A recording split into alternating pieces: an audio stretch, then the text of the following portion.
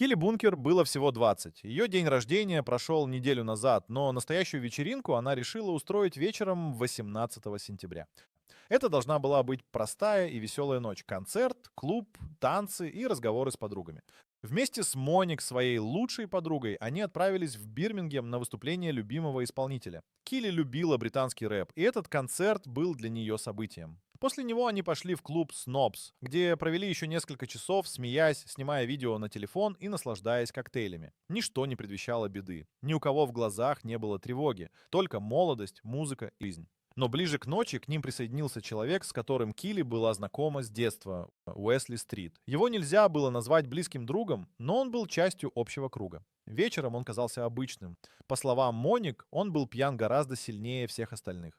Настолько, что его вырвало по дороге домой. Это насторожило подругу Килли. Когда после вечеринки они вернулись к Моник, она умоляла Килли остаться у нее на ночь, ведь было уже около 4 утра, впереди собеседование, и у нее было достаточно времени, чтобы выспаться. Но Килли настояла: «Я с Уэсом, все нормально». Она была маленькой, хрупкой, ростом чуть больше 4 футов и весом около 100 фунтов, но внутри нее была сила. Она любила свой порядок, свой дом, свою рутину и верила, что ей ничего не угрожает. Она знала Уэсли с детства, доверяла ему, это и стало фатальной ошибкой. Вместе они вышли в ночь. Больше ее никто не видел живой. В тот момент, когда они закрыли за собой дверь, началась самая страшная глава этой истории. Моник не знала, что эти последние минуты станут финалом. Но внутреннее чувство тревоги уже начинало расти. Сначала тихо, почти незаметно.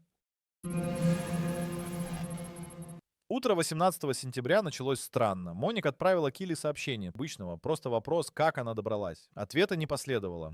Для кого-то это могло бы показаться мелочью, но не для тех, кто знал Килли. Она всегда отвечала. Она жила в телефоне.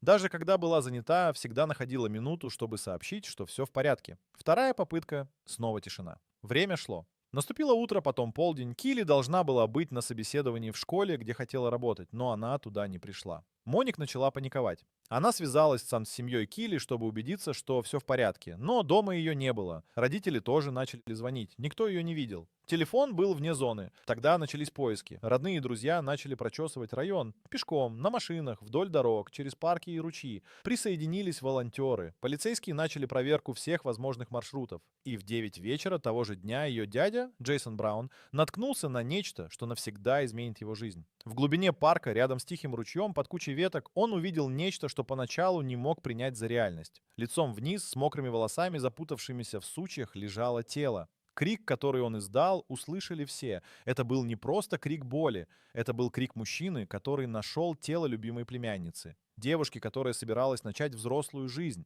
Которая только вчера смеялась и танцевала. И вот теперь ее лицо в грязи, одежда сбита, следы борьбы, насилия и страха. Эту ночь никто не забудет. Но даже это было только началом. Потому что правда, которая начнет вскрываться позже, окажется еще страшнее. Когда полиция начала восстанавливать цепочку событий, Уэсли Стрит оказался в самом центре. Он был последним, кто видел Килли живой. Он пошел с ней домой. Его знали в кругу друзей как веселого компанейского парня. Не идеального, но своего. На допросе он казался спокойным, рассказал, что проводил Килли часть пути, но почувствовал себя плохо и ушел. Он говорил, что оставил ее у телефонной будки, и она пошла дальше сама. Якобы она настояла на этом. Но уже тогда его история начала трещать по швам. Каждый раз, когда его спрашивали снова, он рассказывал по-другому. То он видел, как она вошла в дом, то нет. То он вернулся домой, и там его стошнило, то по дороге. Он путался в деталях, которых не должен был забывать. Потом он отказался дать правильный код от телефона. Сотрудники полиции уже заподозрили, перед ними не просто свидетель, он что-то скрывает. А вскоре появился ключевой фрагмент. Записи с камер видеонаблюдения, на которых видно, как фигура, похожая на Уэсли, уходит с места, где позже будет найдено тело Килли. Быстрым шагом. Потом бегом. Прямо из парка. Точка в этом еще не поставлена. Но все, что Уэсли говорил, не соответствовало правде. Его ложь становилась все более странной, как будто он пытался вспомнить не что было, а какую версию уже рассказывал. Когда доказательства стали подпирать с обеих сторон, Уэсли начал терять контроль. Его истории менялись. Он утверждал, что Килли упала, ударилась головой и потеряла сознание. Он испугался и не знал, что делать. Потом он говорил, что они флиртовали, что она якобы хотела близости, что все было по согласию, и только потом он заметил, что она не дышит. «Это был несчастный случай», — настаивал он. Но врачи сказали, у нее не было травмы головы. Ни малейшего намека на падение. Было другое. Сотни мелких и крупных повреждений, следы удушения, кровоизлияния в ткани шеи и рта. Ее били, ее душили. Она боролась и проиграла. На ее ногах остались следы грязи. Одежда сбита, белье зацепилось за обувь, волосы были спутаны в ветвях. Это не было несчастным случаем. Это было убийство, совершенное с силой, с намерением. На теле больше сотни повреждений. Гематомы, следы давления, царапины, разрывы кожи. Каждый след — попытка спастись. Каждое движение — борьба за жизнь. Но самой страшной оказалась не физическая боль, а предательство. Человек, которому она доверяла, использовал это доверие против нее, но улик было еще недостаточно. До тех пор, пока следователи не заглянули в его вещи. Когда полиция изъяла одежду Уэсли, они нашли следы макияжа Килли на воротнике его куртки. На его дебетовой карте капли воды и грязи, идентичные той, что была в парке. Под его ногтями следы ее кожи и волос. Все указывало только на него. Он знал ее. Он знал, где они шли. Он знал, что она ему доверяет. И в этой доверчивости он нашел свою возможность. Это не была драка на фоне ссоры. Не был несчастный случай. Это было хищническое поведение человека, который решил, что имеет право взять то, что ему не принадлежало. Улики складывались как мозаика. Каждое новое открытие указывало на одно. Он планировал, он действовал, он пытался скрыть. Но история на этом не закончилась, потому что с началом судебного разбирательства начали появляться другие имена, другие девушки, другие случаи. Тех, кто боялся заговорить, пока не стало слишком поздно. И теперь встал другой вопрос. Сколько лет она носила его тайну, прежде чем он показал свое настоящее лицо? Когда полиция официально предъявила Уэсли обвинение, казалось, что все завершено. Но спустя несколько дней после новостей о его аресте в полицейский участок начали поступать звонки. Сначала робкие, неуверенные, потом настойчивые и дрожащие. Звонили женщины. Девушки, которые когда-то тоже знали Уэсли. Их объединяло одно — страх и стыд. Многие говорили, что не решались рассказывать об этом раньше, потому что никто бы не поверил. Он ведь был свой парень, веселый, нормальный. Одна из них призналась, что он напал на нее, когда ей было всего 15. Другая, что ей было 16. Обе описали одинаковый сценарий: алкоголь, доверие, спокойствие и внезапное превращение. Он всегда действовал одинаково, заманивал, флиртовал, давил. Когда слышал «нет», не отступал. Одна из жертв сказала, он умел улыбаться и шутить, но за этой улыбкой всегда было что-то хищное. С каждой новой историей следователи понимали, это не случайность. Это был почерк. Уэсли не потерял контроль однажды. Он отрабатывал свою модель годами. Просто раньше его молчание прикрывали страх и вина тех, кто выжил. Килли стала первой, кто не смогла рассказать, и последней, после которой другие, наконец, нашли в себе силы заговорить. Одна из девушек сказала на допросе, «Когда я увидела по телевизору, что он убил Килли, я поняла, он бы сделал это со мной, если бы у него был шанс».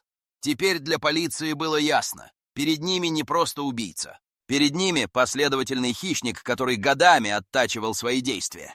Но теперь, когда сеть лжи рвалась по швам, правда только начинала выходить наружу. Когда Уэсли снова вызвали на допрос, офицеры ожидали увидеть растерянного человека, испуганного, подавленного. Но то, что они увидели, поразило даже самых опытных следователей. Он сидел спокойно. Ни дрожи, ни тревоги, ни раскаяния. Он говорил размеренно, будто обсуждал не смерть, а потерянный кошелек. Один из следователей позже сказал, такое ощущение, что он rehearsed, как будто готовился к этому разговору. Он жаловался, что его несправедливо обвиняют, говорил, что все против него, что просто хотел помочь ей дойти домой. Его раздражало, что полиция изъяла его телефон. Когда офицер спросил, почему он дал неверный пароль, Уэсли ответил, «Не хотел, чтобы смеялись над моими поисковыми запросами». Даже когда ему показали фотографии с места преступления, он не отвел взгляд. Не моргнул, только тихо произнес, «Я не хотел, чтобы все так закончилось». Не о ней, о себе.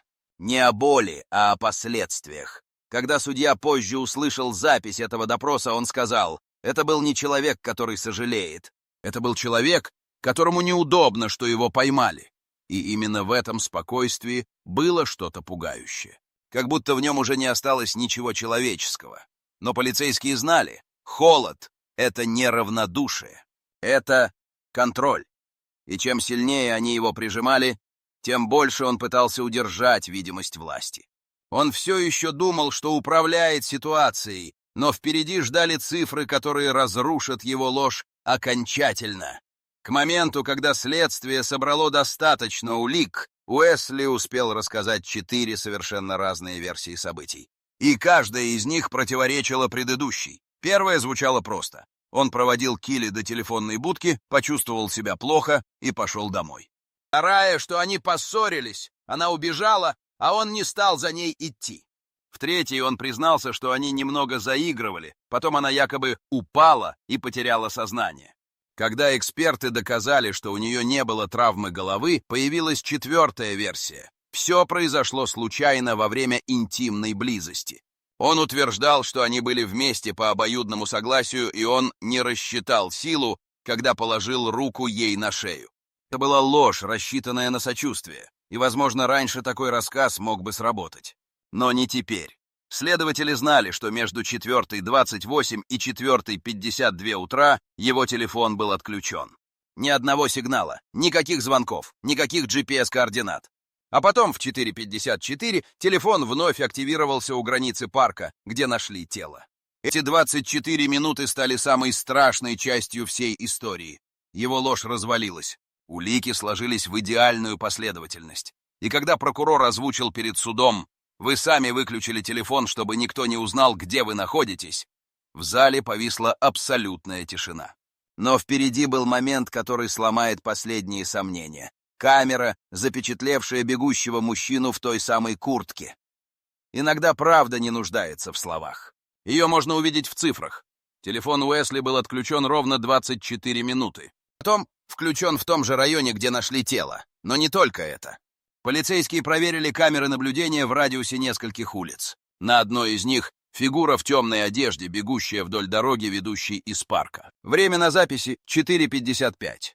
2 минуты после включения его телефона. Эксперты синхронизировали все. Данные GPS, записи с камер, даже активность его банковской карты. Все совпало. Не просто случайно, идеально. Он выключил телефон, пошел в парк, спрятал тело, вернулся на улицу и включил устройство. Позже следователи узнали, что именно в это время он сделал поиск в интернете. Как долго сохраняются отпечатки на одежде. Эти цифровые следы оказались сильнее любых слов. Они не имели эмоций. Они просто показывали, шаг за шагом, что он делал в ту ночь. И когда обвинение представило все это в суде, адвокаты Уэсли поняли, отступать некуда. Но как бы ни были точны технологии, они не могли показать самое главное, как Килли боролась за свою жизнь. Это рассказали только следы на ее теле. Судебно-медицинский отчет стал кульминацией. На теле Килли было больше 100 следов повреждений. Царапины на руках и шее, гематомы на плечах, кровоподтеки на лице. Под ногтями частицы кожи нападавшего. Волосы спутаны, часть из них застряла в ветках, где ее нашли. Нижняя губа порвана. Вокруг рта и носа кровоизлияния, типичные для удушения. Она боролась до конца. Не сдавалась. Не молила о пощаде. Она сражалась за жизнь.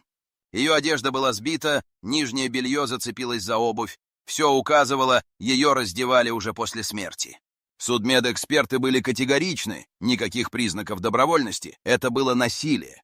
Целенаправленное, холодное, осознанное. Килли не упала, не потеряла сознание, не заснула, ее убили. Но за сухими медицинскими формулировками скрывалась боль, которую трудно описать словами. Каждая отметина на ее теле — это след сопротивления. Каждый синяк — попытка вырваться. Каждая царапина — крик «нет».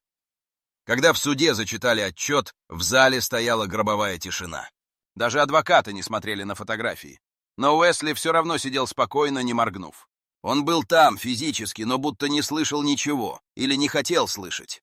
Однако дальше ему некуда было прятаться. Впереди ждал приговор. И этот приговор навсегда изменит не только его судьбу, но и закон всей страны. Когда начался суд, Уэсли Стрит не признал себя виновным.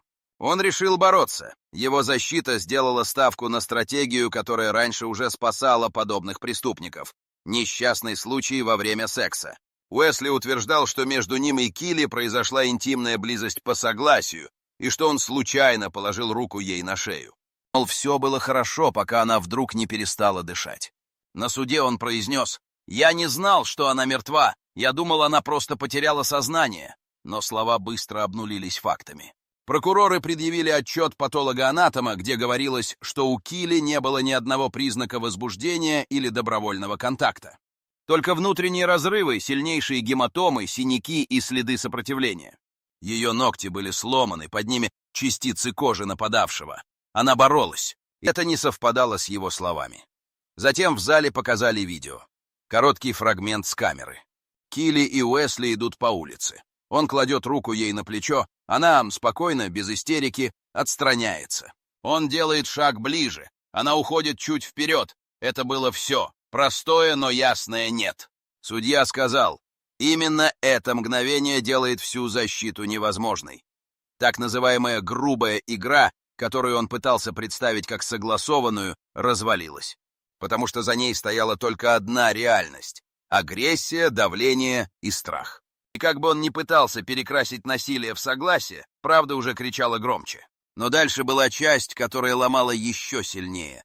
Часть, где убийца жалел не о жертве. Все, кто знал Килли, говорили одно и то же. Она никогда бы не пошла ночью одна через парк. Никогда бы не ушла в темноту с незнакомцем. Но с Уэсли все было иначе. Он был своим. Они знали друг друга с детства. Он появлялся на семейных праздниках, был в общем кругу общения. Они делили одни и те же улицы, школу, воспоминания. Килли доверяла ему. Не потому, что была легкомысленной, а потому, что так устроено, мы не боимся своих. Этот факт делал преступление особенно болезненным. Он стал возможным именно потому, что она не ждала подвоха. Когда она сказала Моник: «Я с Уэсом, все нормально», она говорила это искренне. Ее не надо было убеждать. Она была уверена. Он просто проводит ее до дома. И именно это доверие он использовал как оружие. Физическую силу. Не внезапность, а тот факт, что она не воспринимала его как угрозу. Он зашел в ее пространство тихо, без страха, без шума. Только для того, чтобы сломать это пространство навсегда. Этот поворот был шоком для всех. Потому что он разрушал одну из базовых иллюзий, что зло приходит извне. Нет. Иногда оно приходит с теми, кто рядом. После убийства Уэсли не убежал. Он не паниковал. Он не кричал, не звонил в полицию. Он принял решение спрятать тело, замести следы. Он уложил Килли лицом вниз в мелкий ручей, накинул ветки, пригладил землю, потом выключил телефон. Шел спокойно, как будто ничего не случилось. На записях камер видно, он не бегал. До определенного момента шел размеренно, уверенно. Это не поведение человека в шоке. Это поведение хищника, который чувствует себя в безопасности. Даже позже, когда полиция начала задавать вопросы, он был холоден, не растерян, раздражен. Как будто его обвиняют не в убийстве, а в какой-то нелепости. Он контролировал рассказ, менял версии, добавлял детали, исключал неудобные моменты. Но когда цифровые улики и показания свидетелей начали сжиматься вокруг него, стало ясно, он больше не контролирует ничего. Но попытка казаться жертвой будет продолжаться даже в зале суда. Особенно в тот момент, когда он решит заговорить. Когда Уэсли вышел в зал суда, он рассчитывал хотя бы на нейтралитет. Возможно, надеялся, что кто-то из старых друзей, соседей скажет за него слово. Этого не произошло. Никто не встал, никто не подтвердил, что он был хорошим парнем. Молчание было громче любых обвинений. Прокуроры выстроили цепочку: цифровые следы, CCTV, экспертные заключения, показания подруг. В центре короткое видео, где Килли отстраняется от его руки. Это было ее «нет». Это «нет» он проигнорировал. Защита пыталась спорить. Говорили о недоразумении, алкоголе, эмоциях. Но в какой-то момент судья прервал их. Мы здесь не для того, чтобы обсуждать настроение подсудимого. Мы здесь, чтобы защищать тех, кто уже не может говорить. Когда огласили вердикт, он остался стоять с тем же выражением лица. Ни гнева, ни раскаяния. Только пустота. Он понял, что больше нет историй, за которыми можно спрятаться. А дальше приговор, который прозвучал как точка в истории, но оказался только запятой. В июле 2020-го Уэсли Стрит был приговорен к пожизненному заключению с минимальным сроком в 29 лет до возможности условного освобождения. Судья сказал: «Ваши действия были осознанными, вы воспользовались доверием. И за это будете сидеть до тех пор, пока общество не будет уверено, что вы не повторите это вновь». Мать Килли на суде плакала, но не кричала. Она сказала тихо: «Наш дом мертв. Мы больше не смеемся. Мы боимся тишины. Мы боимся воспоминаний». Отец добавил: «С тех пор, как ее нет, наши дети — это тени. Мы потеряли больше, чем дочь. Мы потеряли будущее». Но эта история не закончилась в зале суда. Потому что вскоре на другом конце страны начали происходить вещи, которые изменят британские законы. Имя Килли снова появится в заголовках, уже не как жертва, а как символ перемен. Судебный процесс завершился, но волна, вызванная историей Килли, только начинала набирать силу. Ее имя стали упоминать в новостях, колонках, телешоу, но настоящим поворотом стал момент, когда ее фотография появилась в зале британского парламента. Там обсуждали закон, который долгие годы откладывался, поправку, запрещающую использовать в суде защиту грубого секса. До этого момента обвиняемые часто утверждали, смерть произошла случайно во время интимных игр. Некоторые даже уходили от наказания, но смерть Килли стала точкой невозврата. Ее случай слишком громкий, слишком очевидный, слишком символичный. Парламентарии говорили, если бы этот закон существовал раньше, она была бы жива. В 2021 году была принята поправка к закону о домашнем насилии. В ней четко сказано: никто не может согласиться на серьезное причинение вреда, особенно если это приводит к смерти. А если жертва не может рассказать свою версию, обвиняемый не может использовать фантазии как доказательство. Это был редкий случай, когда одно имя стало движущей силой законодательных изменений. Килли не просто стала жертвой, она стала переменой. И теперь, каждый раз, когда кто-то пытается использовать старую уловку, имя Килли звучит как щит для тех, кто не может защитить себя. Но даже самый сильный закон не возвращает тех, кого уже нет. И боль в семье Килли никуда не исчезла. После приговора в полицию продолжали приходить новые заявления. Некоторые от девушек, которые раньше боялись заговорить. Одна из них призналась: «Я тогда была подростком. Он приставал ко мне на вечеринке, но все говорили: да брось, это просто Уэс». Другие вспоминали шутки, прикосновения, взгляды, которые казались неуместными, но их не воспринимали всерьез. Он годами прятался за маской своего смешного парня, который просто немного навязчив. Одна девушка написала анонимное письмо в газету. «Когда я увидела, что он убил Килли, меня захлестнуло, потому что я знала, что он на это способен. Но я молчала». Другая призналась, что чувствовала вину, будто могла что-то предотвратить. Страх, стыд, замешательство — все это сковывало женщин. Только смерть Килли разрушила эту стену. Психологи называют это эффектом переломной точки, когда один голос дает силу другим, когда одна трагедия превращается в катализатор. И теперь эти женщины не просто выжившие, они свидетели. Они участницы перемен, но среди всего этого был один человек, который до сих пор не слышал ни одного слова раскаяния от Уэсли. Человек, для которого эта история стала не просто личной, а единственным смыслом жизни. Через несколько месяцев после приговора Уэсли прислал письмо, обращенное к семье Килли. В нем были фразы вроде «Я не могу поверить, что все зашло так далеко. Мне жаль, я заслуживаю этого наказания». Письмо было прочитано вслух в эфире одной из передач. Его интонация холодная, выверенная. Как будто он писал не от боли, а по инструкции. Мать Килли сказала: «Он жалеет не о том, что сделал. Он жалеет, что оказался в тюрьме». Брат Килли отказался его комментировать. Отец сказал: «Это не извинение, это попытка закрыть тему. А для нас она никогда не закроется». Психологи, изучившие письмо, отметили: в нем нет ни одного упоминания самой Килли. Только общие слова, только размышления о себе. Это был текст человека, который хотел выглядеть сожалеющим, но не чувствовал раскаяния. Даже в этом письме он не признал, что это было насилие. Он называл это трагическим стечением обстоятельств. Но семья знала, слова не стоят ничего, когда за ними пустота. А тем временем в доме Килли каждый день продолжал начинаться с тишины. После похорон Килли ее семья будто замерла. Мать почти не выходила из дома, отец начал задыхаться во сне, брат стал избегать людей. Дом, где раньше было шумно и светло, теперь стоял в полной тишине. Кроватка, которую Килли купила для будущих детей, так и осталась нераспакованной. Фото на стенах больше не грели, а ранили.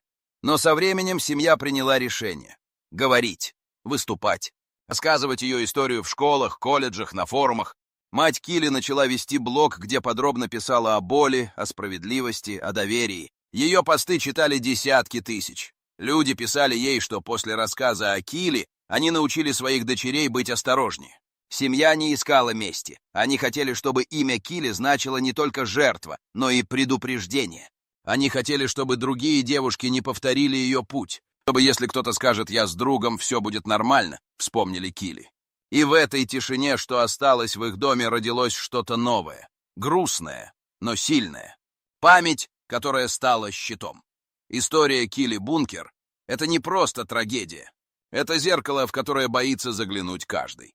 Потому что она не умерла в темном переулке, не была в одиночестве, не шла с незнакомцем. Она была рядом с тем, кого знала с детства, кому верила. И именно это стало причиной ее смерти. Но даже в этой темноте вспыхнул свет. Ее имя изменило закон. Ее история заставила говорить тех, кто молчал. Ее семья превратила боль в силу. Ее лицо стало символом для тысяч. Теперь, когда на суде звучат отговорки про согласие, судьи вспоминают ее дело. Когда девушки не решаются рассказать о насилии, они видят в Килли пример того, чем может закончиться молчание. Она хотела быть матерью, заботиться, учить, быть рядом.